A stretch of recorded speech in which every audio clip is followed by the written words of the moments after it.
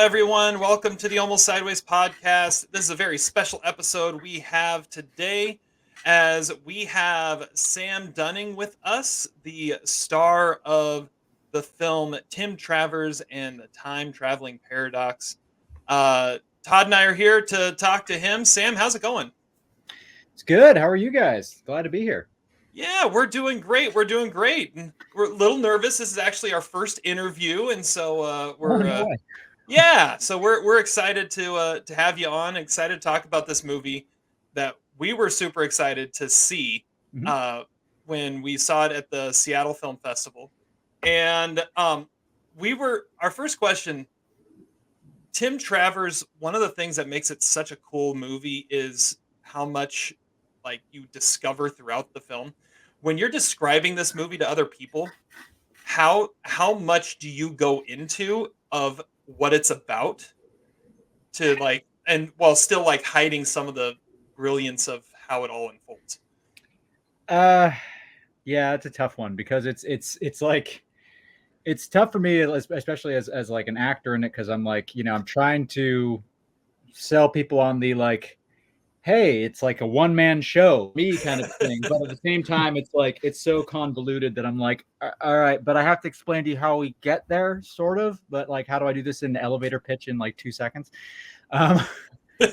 So I feel like most of the time I've been like, well, the title kind of tells you most of what you need to know because it's a mouthful to say the least.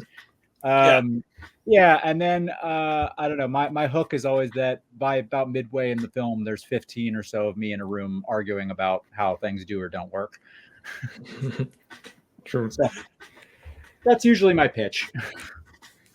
So in the screening when we saw Tim Travers, the audience is kind of like all in for almost all of it. But you guys are doing the festival run. Like, which part gets the biggest reaction from the audience consistently?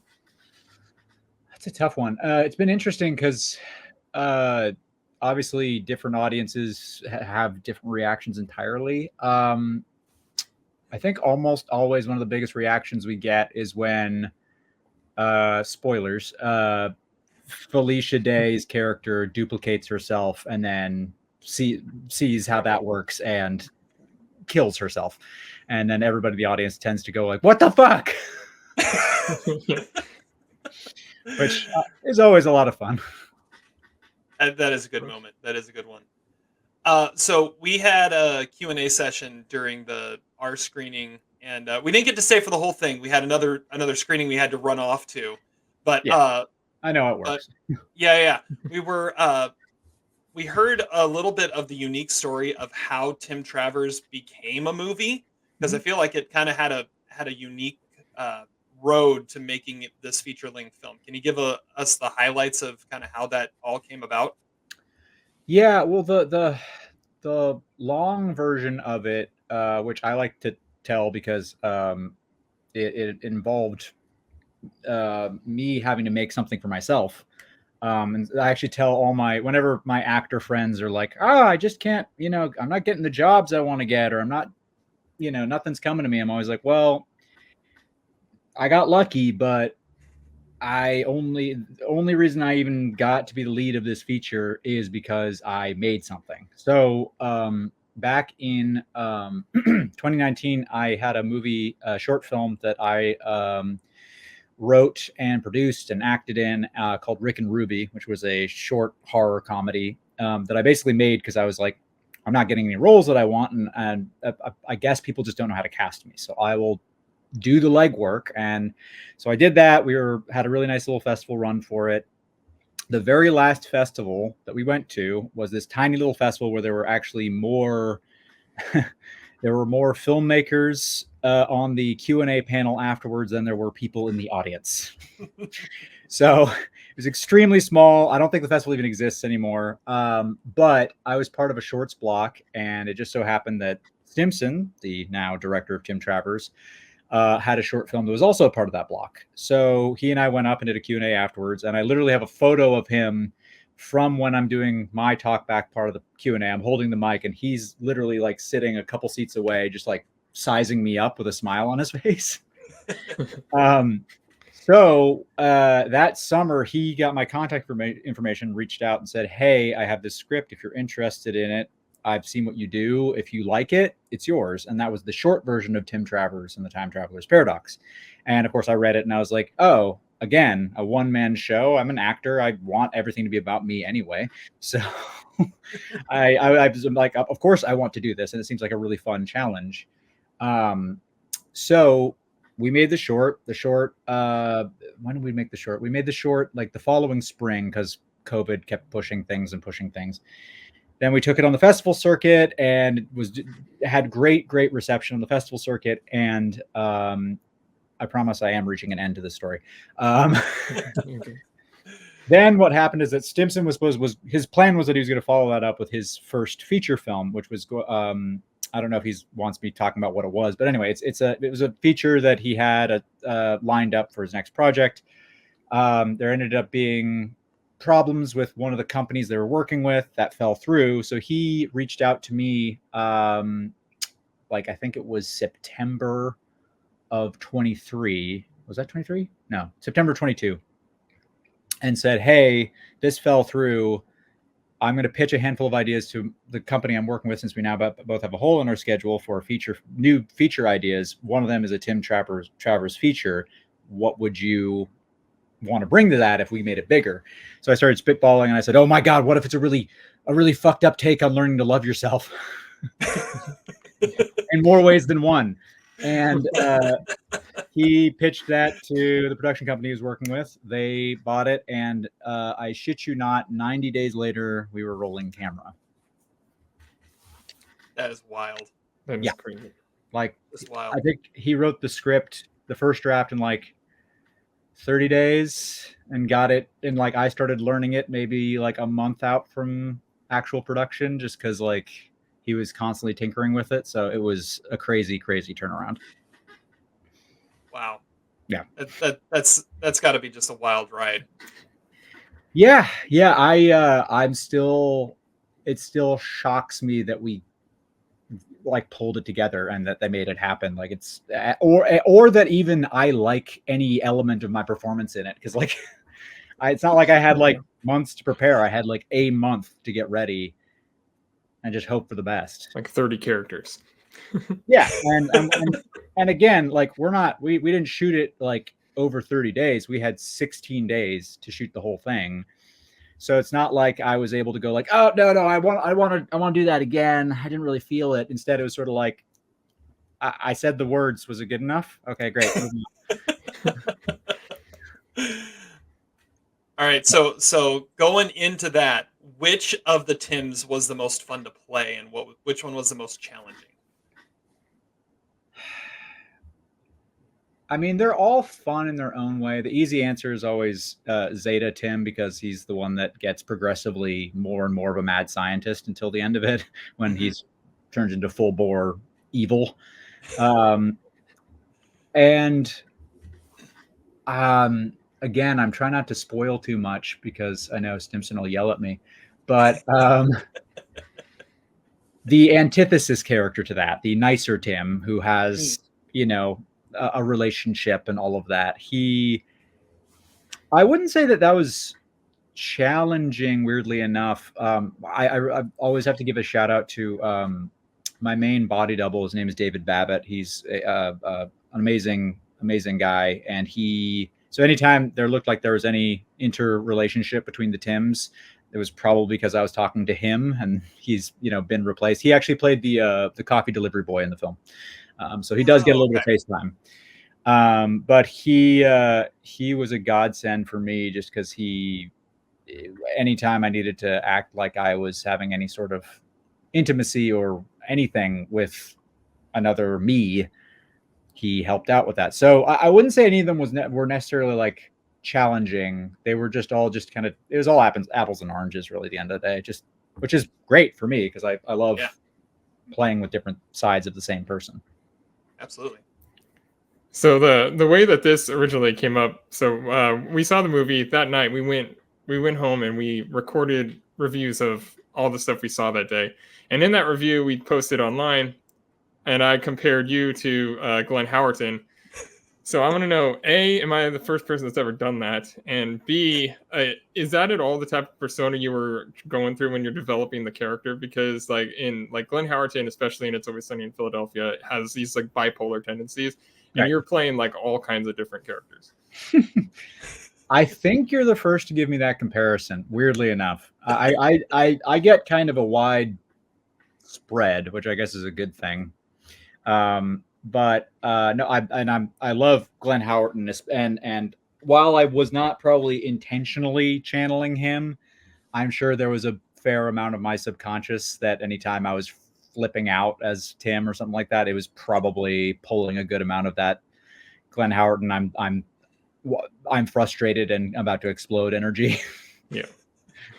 No. I think that's a very good call, because like even now thinking about certain lines and deliveries of mine, I'm like, oh yeah, I can see the Dennis in that. For sure. Mm-hmm.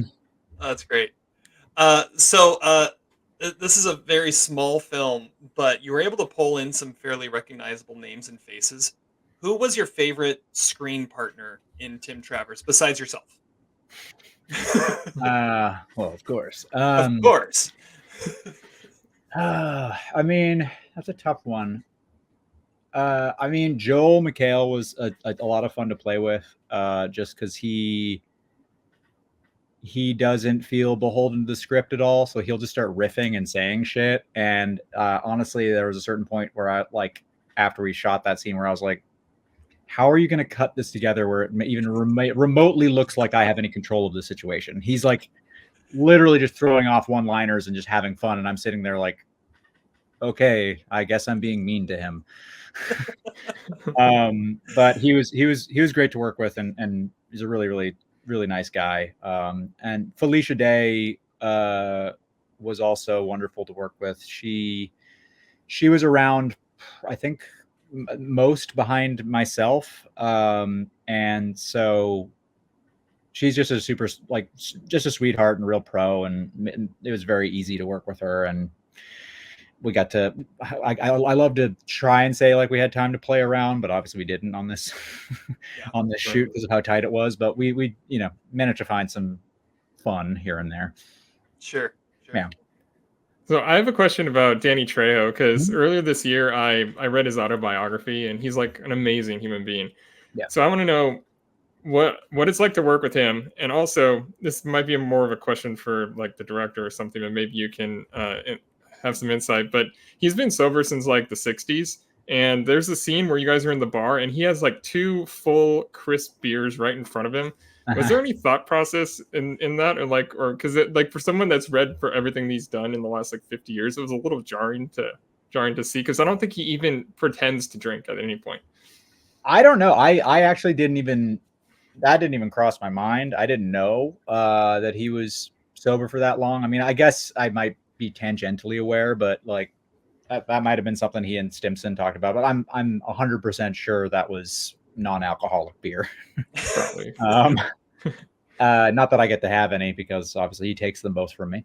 But he was it was kind of one of those things where it's like you can't even process that it's him when you're on set with him. You're just sort of like, oh, here's this like living like monolith of like culture, and he's just here, and you're just talking to him, and it's strange, because it's just, you're just like, yeah, that's Danny Trejo. I'm just sitting here with Danny Trejo. Okay. And like, yeah, I guess it's not like it's a mixture of like that kind of like, starstruck kind of a thing, and also just sort of like that especially that weird thing where you've seen somebody's face so long that you're like, oh, I know you, but then at the same time you're like, oh, we have never met and have zero connectivity whatsoever. But it was fun working with him, just because he's been doing it for so long that I mean, and he's such a prolific guy. Like, he does so many projects per year that like there's not an ounce of stress in his system while he's working. And it's funny when he drops in and he really like is mean to Tim, or like was giving like a like, what the fuck is that supposed to mean to me? I was like, oh, This is why you get all that work, because you're scary when you want to be. That's great. Yeah. So when I saw this movie at the film festival, one of my first reactions was, this is like the type of movie film festivals are built for, right? It's a small time movie that if it wasn't for a film festival, a lot of people wouldn't be seeing it. Right. This is the second time you've taken Tim Travers through the film festival circuit. What's the difference between taking a short through the film festival circuit versus taking a feature film through it, especially looking at doing the same character through it too? Yeah, it's well, actually, Stimson, the director, kind of said it perfectly to me. I mean, thankfully I'm quote unquote just the actor on this, so like I get to kind of dodge most of the business side of it. Sure. That said, I am obviously like extremely invested in trying to make it as successful as possible, because like, well, if it does well and more people see it, then more people are aware of me. Maybe I'll get more opportunities, blah, blah, blah, blah. And especially with something like this, it's like literally my like calling card. It's, you know, if I could send it to instead of a reel, I want to send it to a casting director and be like, what do you want from me here? Just like, what, just tell me. Pick which one. Yeah, exactly. So Stimson said it best. I think he said, he's been having he had a lot more fun with the short because there's a lot less pressure behind a short. And I agree with that. I'm having fun, obviously, traveling with the feature. But it's definitely, you have a lot more freedom when you're traveling with a short, because a short, you know, you're not going to make any money. You know, you're not going to get distribution outside of like maybe getting on Amazon where, you know, 5 people will download it, or like maybe you get lucky and you get up on like a small streaming service.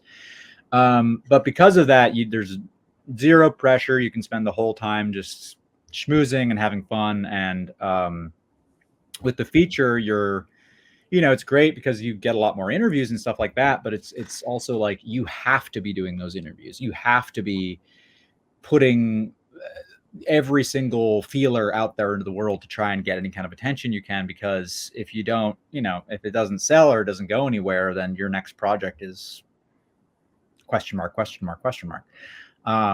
So again, like I thankfully am not, you know, dealing with all of that side of it, or at least not as much as Stimson is, but I do feel it from him. And you know, and also there's pressure on me because it's like the short was great for me to get out there and show people, but now with this I feel like so beholden to it, because I'm never going to get a role like this again, or it's extremely unlikely. And so, you know, regardless of, you know, it being a 10 out of 10 or whatever movie,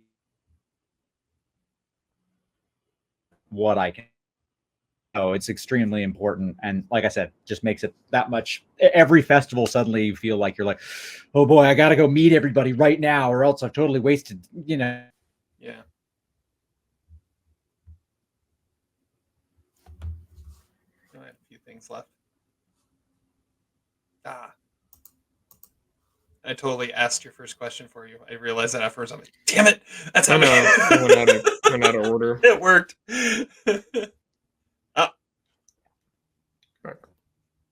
Okay. Hey, he's back. Sorry about that. I don't know what happened there. It said like my Wi-Fi was suddenly having issues. Okay. Can you hear me? Well, we're back, so we're good. Yep, we can hear you. Can you hear us? Yes, I can. Just making sure I didn't screw something up again. Yeah. Okay. Yeah. I think we're good. All right. Okay, well, sort of related to the previous question, like according to my records, the only other acting credit I've seen is an uncredited role in Indignation. So I want to know, is there any of your roles that you are really proud of that you've done so far that you would recommend to somebody who enjoyed your performance in Tim Travers the way we did? Yeah. Well, you can check out my short film that I was talking about, Rick and Ruby, which I think you'll recognize the manic energy from this. It's under, I don't know if you know Alter, Alter. They're like a horror streaming website, but look that up. That's an easy 15-minute watch. It's gross and funny. And actually, when is it? July 5th there's another feature that I'm the lead of called Dead Whisper that is hitting select theaters on July 5th, and then video on demand on July 9th. So that will be on Apple Plus and Amazon, a bunch of things. And so that's another thing to keep an eye out for. I'm trying to think what else. Oh, and then I have written and directed my own feature, and that will be, and I'm also acting in it, and that will be coming out like festival circuit beginning of 2025. And that's a mockumentary called Can You Dig It? And it's about a fictional freestyle canoeing competition in northern Maine. Sounds fun. That sounds like a good one. Biased, but I think you'll get it. Nice. With Tim Travers being a time travel film, I have to ask, what are your other favorite time travel films? It's a good question. I'm trying to think of less obvious answers. I don't know if it constitutes time travel, but I mean, I love the movie Arrival, and I know that that's less time travel and more just time kind of displacement in a way. Yeah. What else? I mean, Back to the Future is fun, but I wouldn't say it's one of my favorites. Why am I blanking all of a sudden? I usually have this. I think it's because Stimson usually takes this answer because people are like, what did you get inspired by? And I'm just like, kind of like standing there like,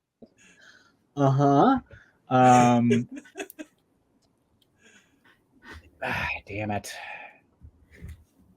I'll come back to that one. How about that? Okay, we can do that. Well, we always do a Mount Rushmore on our podcast. If I was making my Mount Rushmore of time travel movies, it would be Terminator 2, Looper, 12 Monkeys, and Back to the Future. Oh, duh. Yeah. Oh, what? Time Bandits. Oh, Time nice. Bandits. One of those under the radar ones that I always go with. Oh, go ahead. Seen Time Bandits. I've not seen Time Bandits. I need to see that. I don't think I have either.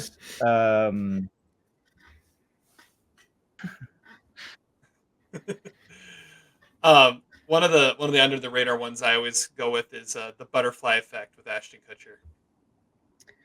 Yeah, I know that one. I've never seen it. I remember seeing the trailers for it all the time on TV when I was younger.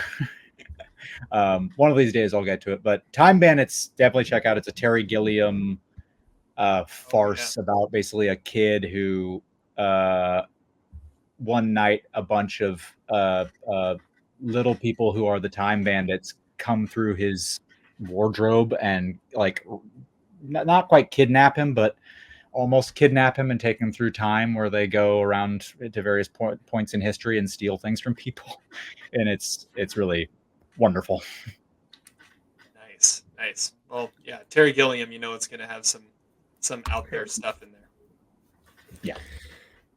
All right, so since you have your directorial debut coming out at some point next year, it sounds like, is there like a actor director's career that you would like your career to emulate at some point?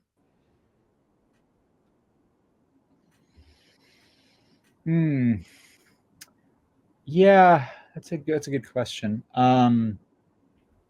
It's interesting because like I'd love to say I could like have like the Coen brothers or something. It's kind of an easy, low-hanging fruit answer. I'm trying to think of people who I'm with or could David Lowery, stuck in the kind of the indie world, and it seems like he's just found a really great way to work within a smaller budget, yet still like milk it out to be something really prolific and always punching well above his weight.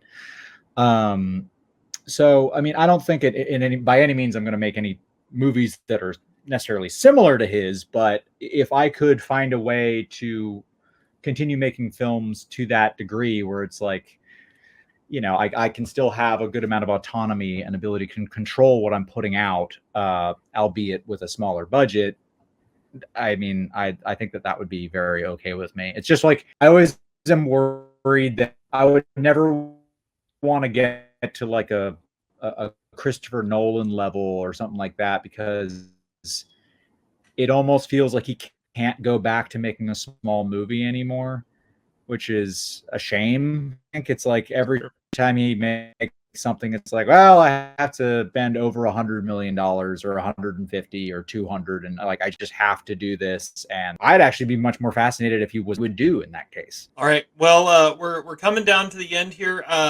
What's next for Tim Travers? More festivals? Are we going to see this in theaters, on streaming? What's next in the journey of Tim Travers?